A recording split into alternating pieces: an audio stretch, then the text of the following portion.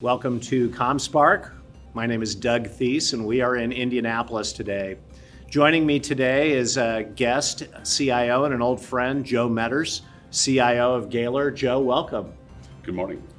I know you value a service mentality. Can you tell me the steps that you take to build that service culture into your IT team? Sure.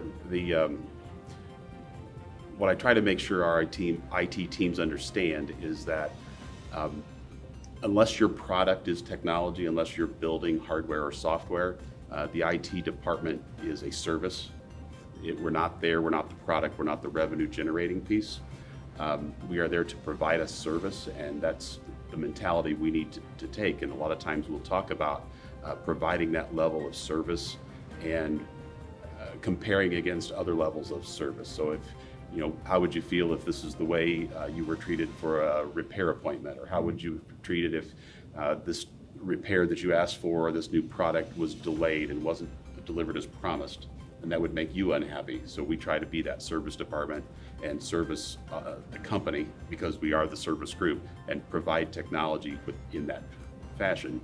And I think the other thing is, to get that message through, the leaders need to be engaged in doing that alongside. You need to get out from behind the desk, go and carry boxes and pull wire, and travel to a remote office and swap out a piece of gear and be engaged and do the same things on occasion that your team does. That's excellent. Bringing effective team members to your group is a critical piece of success for you to deliver those services. How do you select candidates?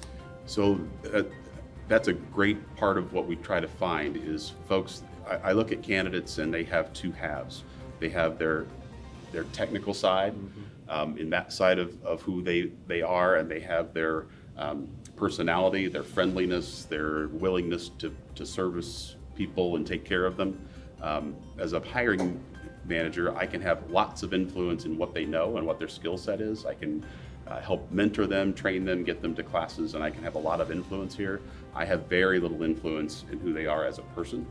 So I look for the tech skills first, make sure that they're at least a good fit, and then I look for the people that I think are going to be that servant heart, that person who really wants to do things well, and knowing that I can influence this side of the technology piece. After that, I look for people who communicate well. I look for people who, a lot of what we do is ticket and email based, and a lot of that is writing. And do they write well and effective? I know that's not a technology answer, but the people that we are serving are not, they don't want an answer that's not written well. Yeah. So believe it or not, that's an important thing, and that's how your department is perceived, as to how well your entire team communicates and responds. And so I look for the tech skills, and believe it or not, one of my screening questions is a kind of a random question about what's your technology service attitude, which has no real correct answer to it. And my intent is not to get a correct answer. My intent is can they string together a couple sentences that make sense, that would be presentable to a customer or the CEO or somebody else outside the organization, and make sure that they can present themselves well.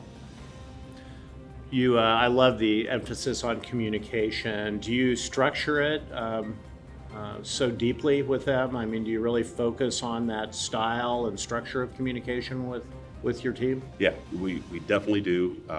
We try to go in, particularly in the first 90 to 120 days, we try to go in and look at the communication inside the email, inside the tickets, and have teammates, team members, myself, we'll go in and look and just kind of tweak it a little bit. Say, listen, when you did that, maybe phrase it this way, try to phrase it positively, make sure that the things that you're saying to the people we're taking care of are positive. Make sure that if there's other people, consider the awareness. If someone else needs to be aware of what's going on, is this request a simple service request, or is this request a change management request that needs an engineering review before it goes on? Who else needs to know about this? Excellent. You've been watching ComSpark. I'm Doug Theis, joined by Joe Meadors today. If you're interested in more information about ComSpark, visit us on the web at comspark.tech. Joe, thanks for joining me today. Thank you, Doug. Always a pleasure.